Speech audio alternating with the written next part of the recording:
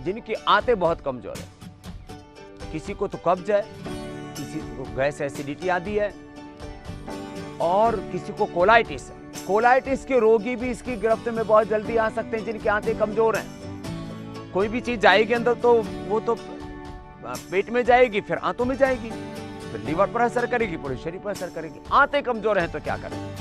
ये बहुत महत्वपूर्ण बात है, इसके ऊपर मैं बहुत गौर आप करते हुए कुछ कहना चाहता हूं। देखो, आंतों की कमजोरी के लिए एलोपैथी में तो कुछ है नहीं। वैसे लीवर के लिए, किसी भी चीज की कमजोरी के लिए उनको बोलो कि मेरी लंग कमजोर है, मुझे दवाई दे दो, एलोपैथी में कोई दवाई नहीं। उनको बोलो मेरा हार्ट कमजोर है, इजेक्शन फ्रैक्शन कम हुआ है, तो कोई दवाई दे दो, उनके पास नहीं। पेनक्रियाज की कमजोरी के लिए, लीवर किडनी की कमजोरी के लिए, आंतों की कमजोरी के लिए, हड्डियों की कमजोरी के लिए एलोपैथी में दवाई नहीं है। मैं आगे उस पर, हड्डियों पर भी आऊंगा। अभी मैं आंतों पर आ रहा हूं, क्योंकि कोई भी जो है वायरस जाता है तो सीधा आंतों पर असर करता है।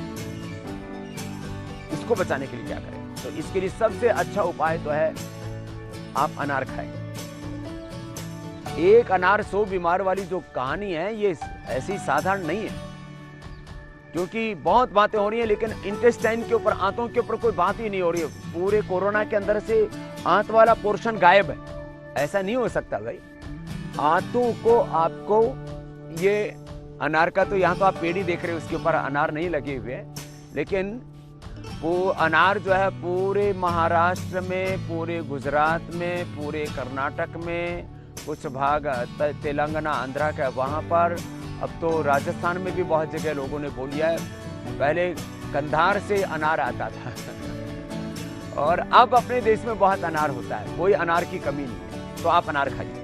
अनार से आपकी आंतें मजबूत हो जाती हैं, आपका लीवर अच्छा हो जाता है, आपका स्टोमक अच्छा हो जाता है। और ये बात मैं आपको इसलिए कहता हूँ, मैंने आयुर्वेद में तो पढ़ा, वहां पर भी हम दाढ़ी महोत्सव से लेकर के अनार की अनेक औषधियां बनाते हैं, लेकिन हमारे गुरुजी अनार बहुत खाते थे, मैंने भी खाना शुरू किया। मैं पूरे देश दुनिया में घूमता हूँ। आपकी जानकारी के लिए, जिंदगी के ये 50 पार करने के बाद मैं आपको कह रहा हूँ कि 20 लाख किलोमीटर से ज्यादा मैं घूमा हूँ, कभी भी मुझे पेट का कोई इन्फेक्शन नहीं हुआ।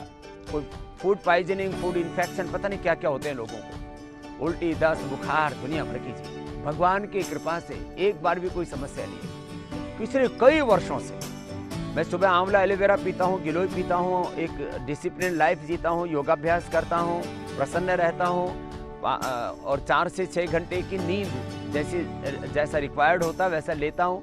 एक डिसिप्लिन लाइफ जैसी जीनी चाहिए, क्योंकि धी धृति स्मृति की विकृति, इसको प्रज्ञापराध कहते हैं, आहार निद्रा ब्रह्मचर्य, इसको स्वास्थ्य की 3 आधार कहते हैं। मैं इन सबका ध्यान रखता हुआ आपको एक बात ही कहता हूँ कि पेट में जैसे मुझे लगा कि कई बार ऐसा हुआ कि रात्रि जागरण हो गया, 2-2, 3-3 दिन तक सोने के लिए ठीक से व्यवस्था नहीं बन पाई, समय नहीं मिल पाया, या खान पान में भी ऐसा हुआ कि उसकी व्यवस्था ठीक नहीं बन पाई, तो जब ऐसा लगा कि पेट में थोड़ी गड़बड़ है, अनार खा लिया, ठीक एकदम इंस्टेंट बेनिफिट। दूसरी चीज, जिनको कोलाइटिस, फुटजारिस्ट और कोटस घनबटी, 2-2 गोली खिला दीजिए, इंस्टेंट रिजल्ट, लेते ही दवा, तुरंत लाभ।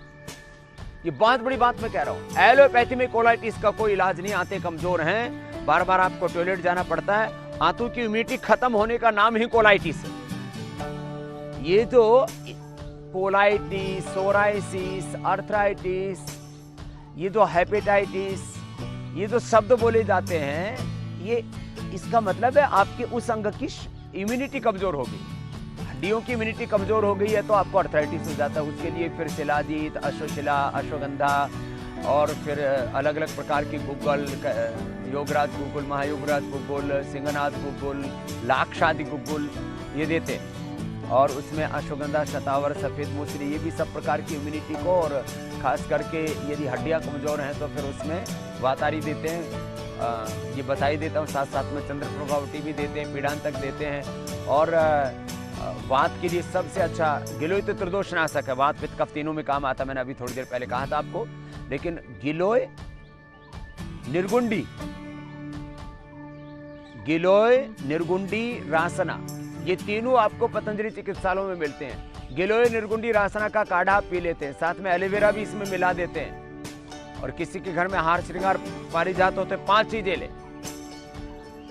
निर्गुंडी रासना, ये क्वाथ हम आपको उपलब्ध कराते हैं। गिलोय का भी क्वाथ हम उपलब्ध कराते हैं पतंजलि चिकित्सालयों में।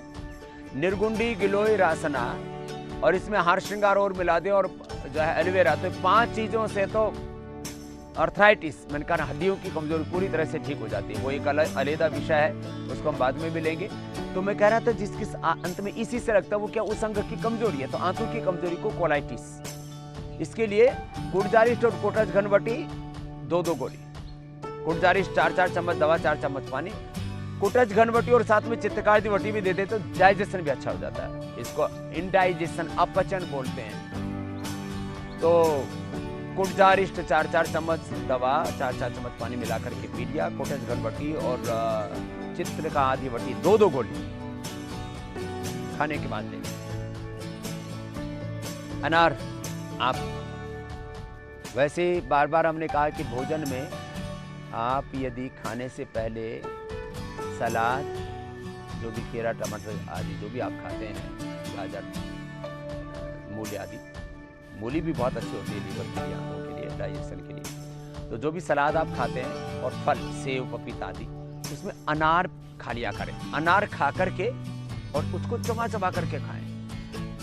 जिसको फाइबर भी अनुकूल पड़ता है तो इतना चबाएं कि फाइबर जो है वो एकदम बारीक हो जाए, उतना खाएं। और किसी को फाइबर अनुकूल नहीं पड़ता, किसी को बहुत ज़्यादा कोलाइटिस के साथ साथ में अल्सरेटिव कोलाइटिस है, हाथों से खून भी बहता है, तो उसमें आप बहुत अच्छे से चबा चबा करके और फिर जो उसका फाइबर है उसको आप थूक सकते हैं, उसको निकाल सकते हैं। और फिर उसके बाद भोजन किया करें। और भोजन में जिनको कोलाइटिस है उनको घी, मीठा और दूध, 3 चीज़ें बंद करनी पड़ेगी।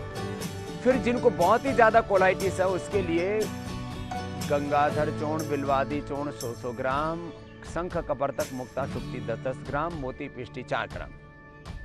इसमें कामदुधा भी आप मिला सकते हैं 10 ग्राम। शंख कपर्तक मुक्ता शुक्ति कामदुधा 10 ग्राम, मोती पिष्टी 4 ग्राम और गंगाधर बिल्वादी चूर्ण 100 ग्राम। ये पाउडर सुबह शाम खाते हैं तो आपका कोलाइटिस अच्छा हो जाता है। तो आंतों की कमजोरी के लिए मैंने आपको कंप्लीट पैकेज दे दिया है।